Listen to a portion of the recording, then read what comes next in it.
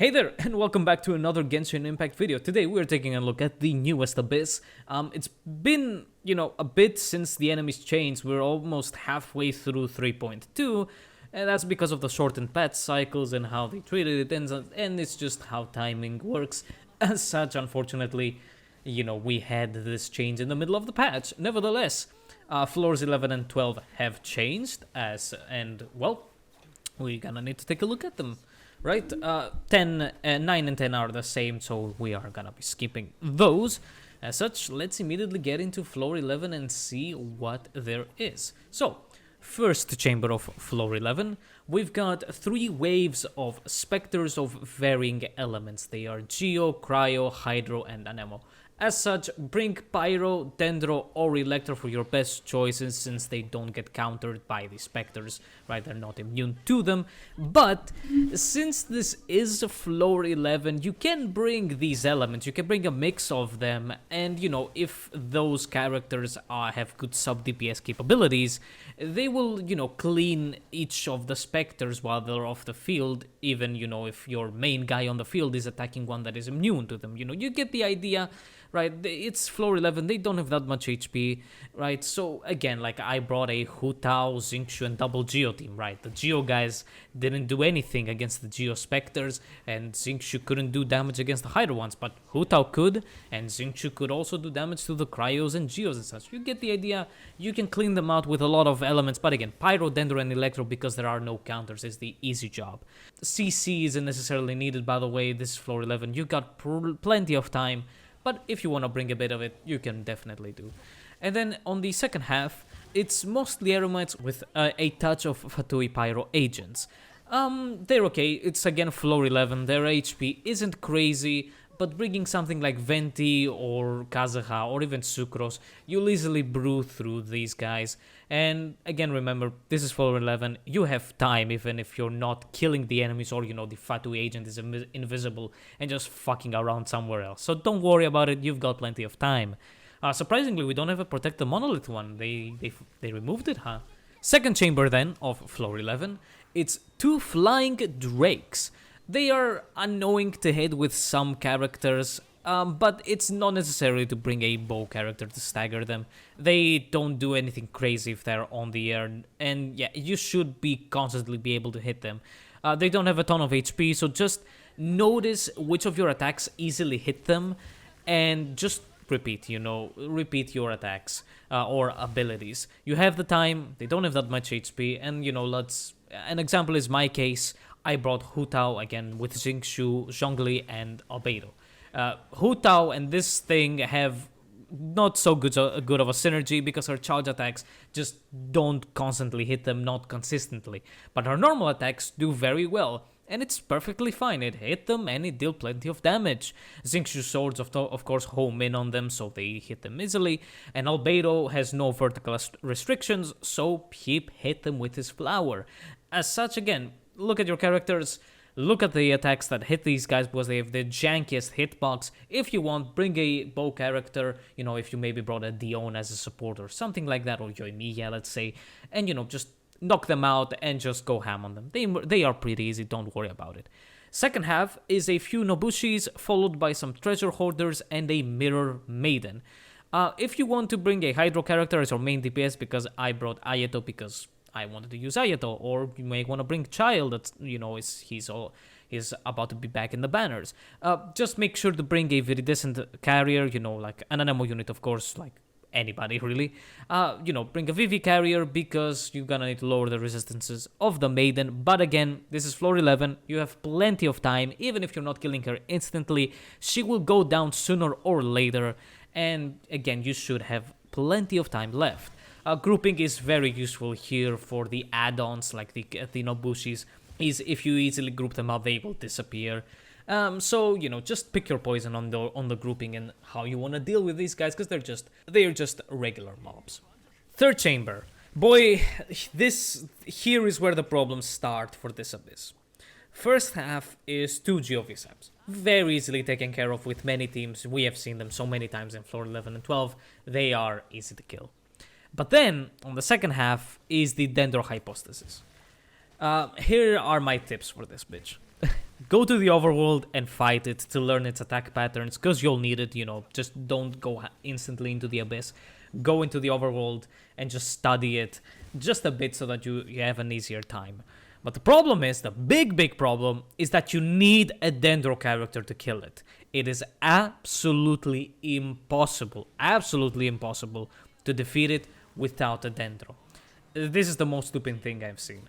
Asimov, the other boss in the desert, needs Electro, but it's not immune to it, right? Far from it, it doesn't even have resistance to Electro.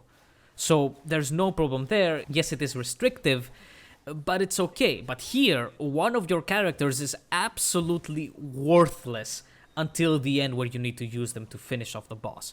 I absolutely hate this design. I hate it a bit less when it is in the overworld, because hey, at least you can co-op it if you don't have Dendro characters, or you don't use those Dendro characters because you just haven't built any teams of them, you don't have any good artifacts or anything, right? But this is the Abyss. You can do something like that. Like, don't get me wrong, we have usable Dendro units. Nahida and Tinari can easily kill Floor 11 and the other chambers, but again, they are absolutely useless in this boss fight until the end. Tell me, is it stupid or not to need a Dendro unit against a boss that is immune to Dendro damage? Right? Like, it doesn't have that much HP, but still, it's the last chamber of floor 11, by the way. You have the regular time limit. Another tip, though, for this boss, don't bring many burst-reliant characters, because this thing doesn't spend that long vulnerable. It will stay a bit and then, go back to attacking, so you might not want to bring some sort of hyper carry that needs their burst, in order to deal their good damage. Because, yeah, like, bring some sort of skill-based character or a quick swap team. They will do better than, let's say, even Raiden or Seno, especially. Like, yeah, aggravate against this boss, and Electro against this boss is definitely good, because at the end it speeds up the process of the mechanic they've done. But just the Dendro character will easily charge it up at the end. But yeah, like Seno and like Raiden, they will use their burst. They will deal a decent amount of damage, but then the Dendro hypothesis will just go invulnerable again, and you'll basically be standing there. So try to make some teams that aren't necessarily that burst reliant, because again, it doesn't spend that long vulnerable. And then we go to floor 12. First chamber of floor 12 is some small dogs that spawn on top of you. There's plenty of them, but they do spawn on top of you and around you, so it's cool not to have to run away. Plus, after you defeat them, there's two big dogs afterwards.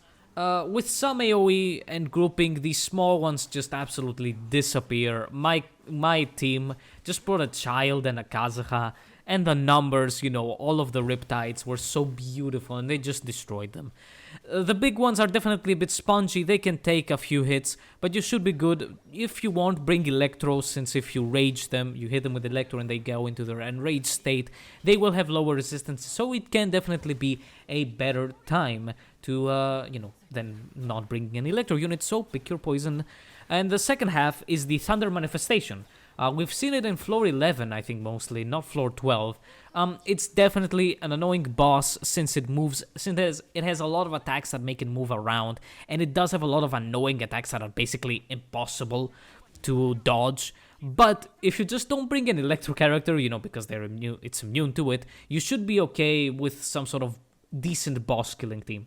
Hu Tao, even if she has a few problems hitting it with charge attacks, should do well, because double Hydro Hu Tao, Yellen and Xingshu's damage is enough. On me, Albedo and Xingshu were definitely enough to deal a lot of damage to it, and some Zhongli meteors definitely also did lots of damage alongside Hu Tao. So just a decent boss killing team. I would even recommend something like maybe Ayaka. Be careful to time your burst with Ayaka so that the Thunder Manifestation doesn't move away from the burst. But even with just attacks with Ayaka, you should be okay, right? Ganyu, Yoimiya, of course, now that she's in the banners. A Dendro team for spread. Something like that should easily do it. So, again, don't bring Electro and be careful. But you should be okay. It's not a hard chamber altogether. Second chamber. The Knights are back. The Knights are surprisingly back. I haven't seen them since their like Chasm and Enkanomiya introduction in the Abyss. They are pretty easy, I would say.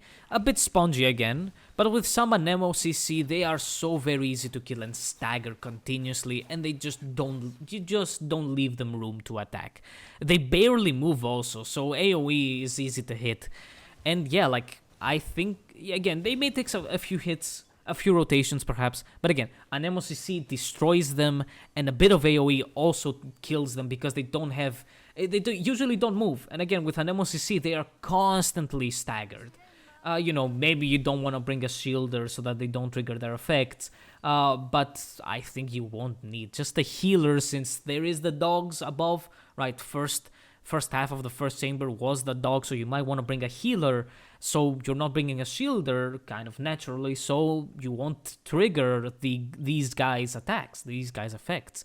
So yeah, second half is 2 Frost Lava Churls and 2 Electro Lava Churls.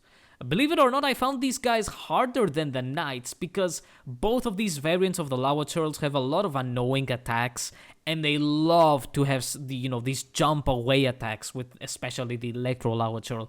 And yeah, so you might need to restart the chamber if they just continuously go around. So yeah, but they should go down easily with plenty of decent teams because they don't have that much HP. They're early enemies, so they don't have that much HP, even compared to the Knights. But again, they can be annoying, but something like Pyro, Yoimiya's in the banners, Hu Tao easily destroys them. You should be okay against the Lava Turtles again. Maybe a bit careful because they move around, but I think this one is also pretty easy of a chamber. Third chamber. Oh boy. So, did you not like that you needed Dendro for floor 11? Well, get your bows out because you're gonna need them. First half is the Aeon Blight Drake, and I first thought that people should be okay without a bow character against this thing, since usually in the overworld it's on the ground and does take a bit to go into fly mode, so you should be dealing decent damage before it goes flying. And then, just deal damage to it while it's flying. You should be able to hit it. But in the Abyss, it starts on flight mode. The moment it spawns, it is flying, so it's absolutely necessary to bring it down. It's extremely annoying. We definitely have more bow characters on varying roles. Child is an enabler / DPS. Yoimiya in the banners is a main DPS. Dion is a support. Fischl is a support. Like, you can bring these kinds of characters to just stagger it, compared to Dendro, when we basically have Tinari and Nahida as the best Dendro characters, and then the Dendro MC and Koli are kind of ass, but they should do well against the Dendro hypothesis. Although actually the DMC should be shit against it. I think Koli might be the only usable one, but again, Tinari and Nahida do well. But that's really not a good excuse to put this shitty boss, the Aeon Blight Drake, into the Abyss, that we have so many bow characters. If they had disabled its flight mode and it just was walking, I would be okay because it's just a giant punch bag then. But they didn't. So if you want, again, get Yoimiya, who is now in the banners. Maybe you want to wait for Child, since he is a very, very good unit and fun to use. Very good against the dogs as well in the first chamber. And the Knights as well, because he's good with AoE. But yeah, else, dust off those bow characters and your aim skills, most importantly, because you will need them to hit the Aeon Blight's core when it tries to up its resistances, and also when it flies, you're gonna need to hit the jets behind it. And then the second half is Eremites plus Fatuis. It's the Eremites that summon the animals, and the Fatui along them. It's the girl with the eagle, and a Fatui like guy with I think it's an Nemo guy or a hammer guy, and then it's a Geo Fatui and the guy that summons the crocodile. So these are pretty easy, really. They summon the animals, so kill them before they do. Else kill the animals so that their resistances are, they don't have the extra resistances where they do. And the Fatu just disappear because they have no HP, so they are pretty easy. The Aeon Blight Drake is definitely the hard part, while the second half is the easy one, where if you have plenty of time, you'll easily kill them, right? But again, you're gonna need a bow character, fuck me, So, all in all, this abyss was, for me, very easy. But I have read plenty of comments from people that said they struggled a bit with it for various reasons. But for me, I continue to be annoyed by this strategy of forcing players to use specific elements or specific weapons against these bosses. And, so that they need to roll on the banners, right? You don't have Dendro, here's Nahida. You don't have a bow character, here's Yoimiya, here's Child, right? It's an annoying thing and doesn't make the Abyss any better, any more enjoyable, or any more challenging. It's just a fucking boring, greedy strategy.